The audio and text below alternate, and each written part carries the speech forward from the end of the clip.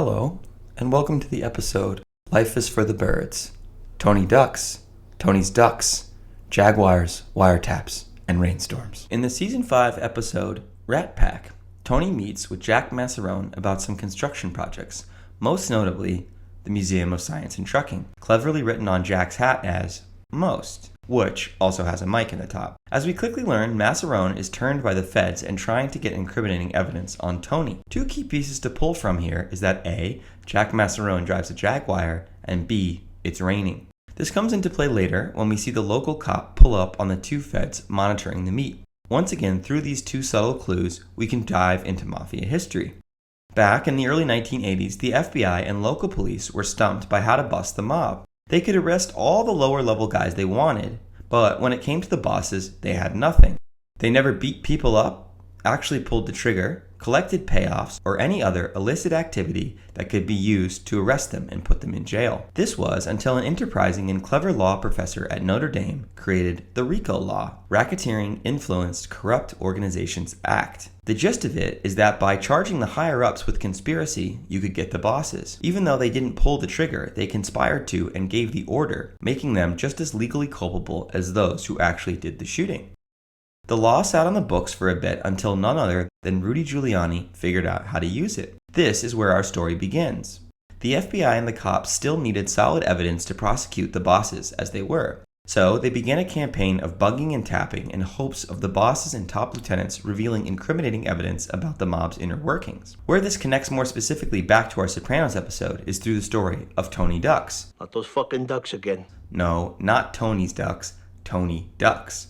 Real name Anthony Corallo. Now his nickname didn't have anything to do with actual ducks. He earned it during his hard-scrabble days coming up in Harlem. The duck in his name came from his ability to duck warrants and subpoenas, keeping himself out of legal trouble. Have any occupation? I refuse to answer on the grounds of made intent. Are you a known racketeer? I refuse to answer on the grounds of made intent to criminate me. You have a lawyer? Yes, sir.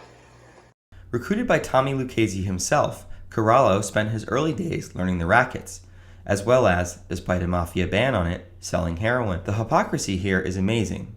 You'll see in a second. He was also involved in garbage, construction, and a gravel distribution business, which he owned and obtained contracts for via sweetheart deals. He made captain in his early 30s and was in fact so well respected in the family that while he was in jail on a racketeering charge, the position of boss was saved for him until he was released.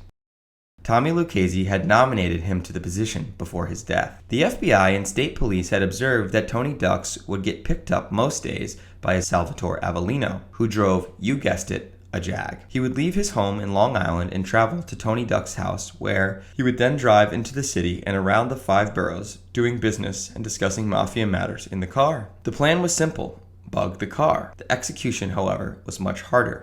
The car was parked inside a garage at night, and Salvatore rarely left it long enough in the street for an agent to break in and plant the bug. After weeks of exhaustive tailing, they came upon an opportunity. Avellino, big in the garbage business, had been invited to a ball for Long Island carters. Of course, he would have to go. Now, the FBI had prepped and trained for this scenario by borrowing a Jag of the exact same type and doing timed raids on breaking in and installing the bug. On the night of the big garbage man's ball, it rained. The rain was a fortuitous break for the agents. While Avellino was inside, his 2 bodyguards who were watching the car got sick of standing in the rain and went for cover. They left the car unattended. With that, in the pouring rain, the agents broke in and attached the bug, making sure to wipe off any raindrops that landed on the seat during the operation. It immediately paid dividends, and they began to hear a treasure trove of info. There were all kinds of things discussed, but the major stuff included payoffs from the construction business and various union beefs involved in the commission's infamous Concrete Club. All the concrete in the city was run through mob-controlled contractors and companies, making them a fortune. One job. Well, it seems that he says that Cody is making a beef and complaining about that because that was theirs. Let him go complain to Fat Cody. He says this was theirs. This is the carpenter. Let him go complain to Fat Cody. Listen to me, please. I'm listening to you. He's got to go complain to Fat Cody. What the fuck has he got to do with carpenters? Another discussion was about drugs and the mafia's rules on such activities. Corallo was adamant that those involved should be killed, which, as I mentioned before, is hilarious considering that he himself had been arrested for drug dealing. You cannot be in a narcotic condition put on your fucking stomach. And then part of the time that you gotta be exposed to it. You gotta go out in the street. You got to sell it.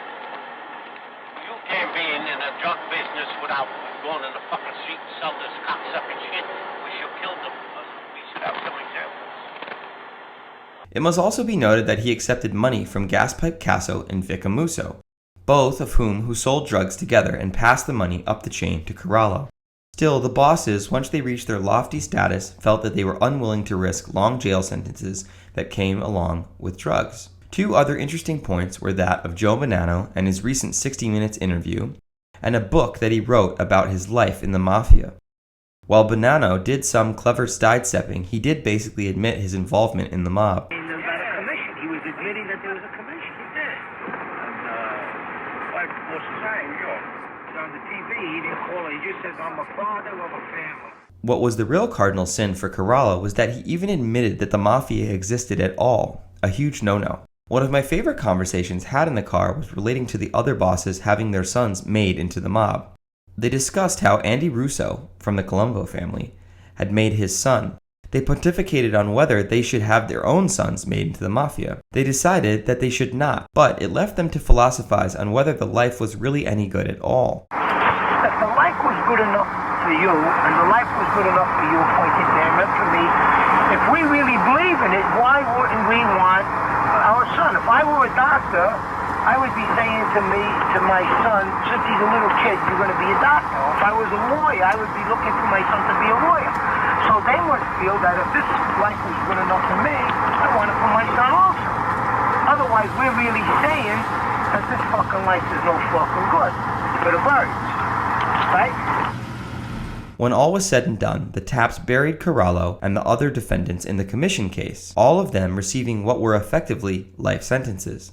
Tony Ducks was packed off to prison where he died in the year 2000. Now, all this might be a coincidence, but I just can't help but feel that the Jaguar driven by Massarone and the Rainstorm included in the episode about an attempt to bug Tony, and the Tony Ducks, Tony's Ducks connection are a nod to this real-life incident. Mr. Corallo, what do you think about all this?